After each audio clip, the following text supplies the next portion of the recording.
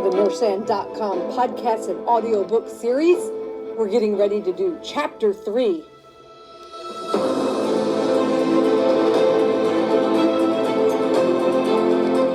And that's from The Mental Files by Nurse Ann.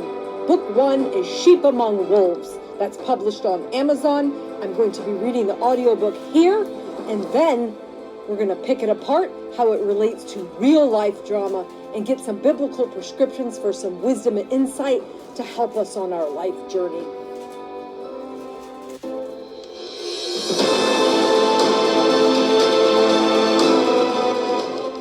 So if you missed Chapter 1 and Chapter 2, you can go back to the podcast on Episode 1 was The Mental Files, Sheep Among Wolves. Chapter 1 was The Little Lamb. And Chapter 2, which was on the podcast Episode 2, was Emergency Room Drama. And now we're going to get into Chapter 3, Man on the Bridge. And if you want to get ahead and get a jump on it, you can get the whole series, even in one book on Amazon. And that's The Mental Files by Nurse Ann, Ann with an E. Book 1, The Mental Files, Sheep Among Wolves. Book 2, The Mental Files, Dr. John Doe. Book 3, The Mental Files, A Tent Under the Bridge. Book 4 is a trilogy. Book 5 is The Mental Files, Defenders of the Weak. And Book 6 is The Mental Files Series Collection Edition, where you get the whole 4-part story in one book. So I'll go ahead and jump in now to Chapter 3. We're going to hear what happens next and then pick that apart as it relates to life. Man on the Bridge, Chapter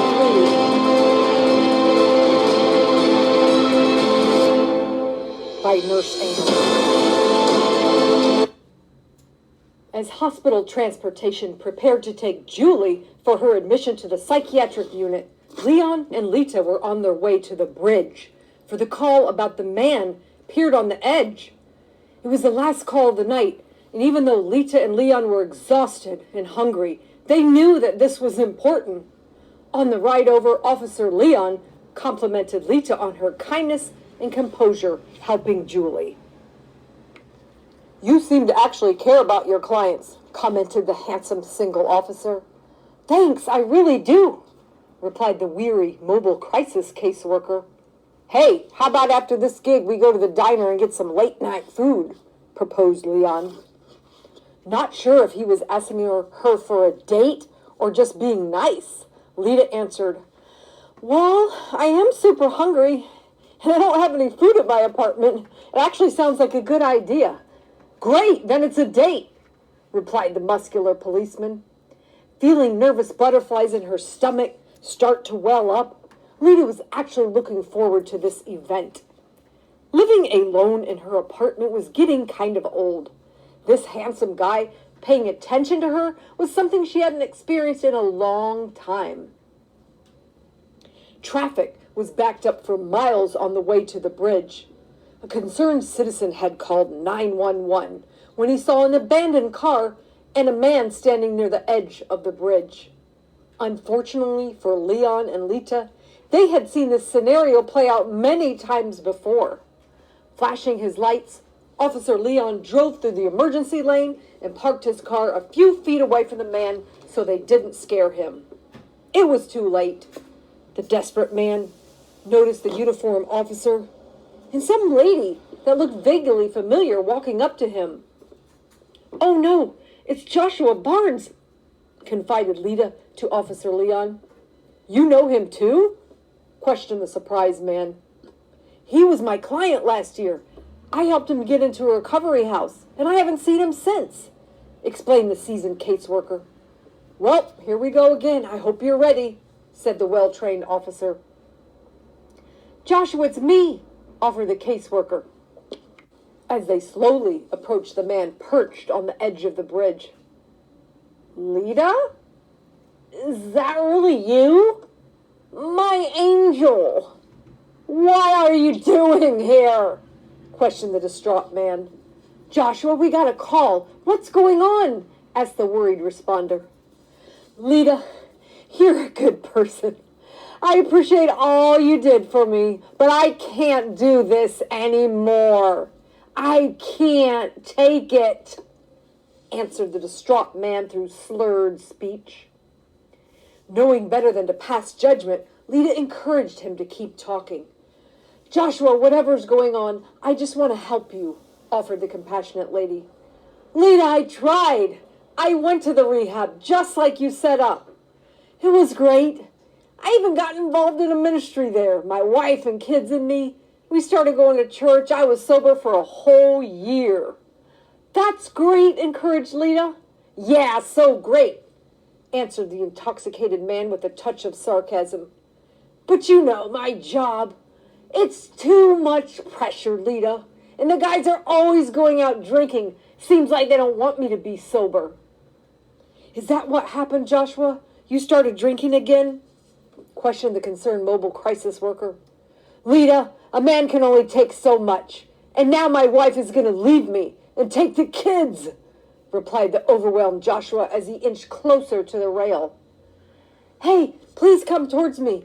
You made it through recovery before, Josh. I can help you again, pleaded Lita. Please don't give up. The way you describe your family, I think you can work it out. Your wife loves you and your kids adore you. Don't leave them like this. Lita, I appreciate all you've done. Tell my family I love them. But I gotta go. I'm just gonna keep causing more and more problems for them, finalized Joshua. Officer Leon started to tense up and whispered to the negotiator, Do you want me to grab him? Nervous with this prospect of losing her former client to the crashing waves below, Lita tried one more time. Josh, please just listen. When you were at rehab, I was praying for you. It sounds like you did a good job getting through it all. Please, you can do this again. I will help you. I will be there for you. When the kind words struck Josh in the heart like an arrow, he started to cry. As the overwhelmed man sobbed, he slid to the ground. That's when Officer Leon and the caseworker moved closer. Sitting down beside the suicidal man, Lita offered him a hug. Officer Leon held onto his other arm in case he changed his mind again. End of chapter 3. Chapter 4 is the psych ward, which we're going to get into on the next podcast. Now we're going to break apart chapter 3 as it relates to life, and we're going to do that with one of the word puzzles. And the word puzzles are interesting words that relate to real life and linked to a relevant biblical prescription to help you navigate this journey or help a loved one. We're going to spin that wheel and get to that word puzzle.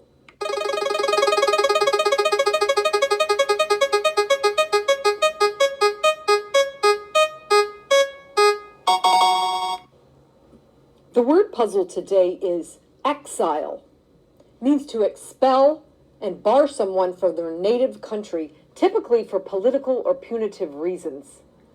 But you don't have to be kicked out of a country to feel isolated, alone, trying to fend for your life.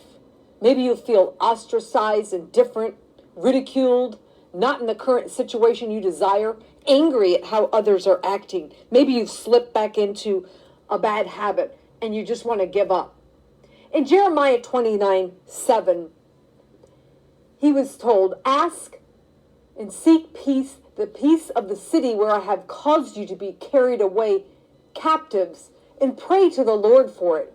For when you have peace in the city, then you'll have peace yourself. When they were sent into exile, they were admonished to pray for the welfare of those around them, even though they were upset when they weren't being treated right. And this can happen to us too. It can be in work, school, family, friends, community. We might be upset at what we see going on around us and not want to pray for them. But God says when we do pray for the peace of those around us, it can come back and bless us. And encourage us to pray for those around us, to seek peace for others in our cities, homes, workplace, schools, nations, and allow the blessing of peace to come into our own lives as a result. And if you're in a season of feeling exiled for a myriad of different reasons, I hope you take the words from Hosea 13 as a soothing balm. There is no Savior besides the Lord, and He cares for us in the wilderness, in a land of drought. If you're going through a hard time or you know someone, I pray that you can advocate and help them. And another verse that really is comforting when I'm going through a hard time or know someone else is Psalm 34:18. The Lord is near or close to the brokenhearted, and he saves those who are crushed in spirit. When we're going through such a dark time, it may be hard to see or feel or listen to those words, but it's true. God does love you, and he does want to be near and close to you and your broken heart and help save you out of that pain and help you get through it. So whether it's you or a loved one or you're a caretaker, I pray that you'll take these words and that you will be able to have some comfort. And that's the end of chapter 3 of book 1. In the Mental Files by Nurse Ann, that is a published book series, fictional short story book series on Amazon. You can get that series now and then follow along with us on the podcast, or you can listen to the audiobook here. But you might just want to hear the whole story in that one. Book 6 is the Mental Files Series Collection Edition by Nurse Ann. If you want to check that out, it's available. And then on the next podcast, we're going to go ahead and get into Chapter 4 of Book 1, The Mental Files, Sheep Among Wolves. You're going to find out what happens to the young lady that was rescued off the street and Josh, who they rescued off the bridge. See what's going on? And see what happens when Lita and Leon go out to eat after the case. Is he just being nice, or is it a date? Well, we're going to find out soon. But wait, don't go yet. Since we have more time, we're going to head on over to the nurseann.com website, and we're going to open up a tab and get some more inspirational wellness. So one more wheel spin to see which tab we're going to open up on the nurseann.com website. Let's spin. Looks like we are going to land on... Oh, it's taken so long. Here we go. The Healthy Eating tab on the nurseann.com website. Let's go ahead and whip through a quick superfood recipe, a quick smoothie. You can actually prepare the night before if you're busy like me and want to have it ready before you head off to work or school. So this is you can make it AIP friendly, the autoimmune protocol, or paleo friendly. It's chock full of superfoods. I start with coconut milk, if you want to go dairy free, and if you also want to go AIP, then I add a banana.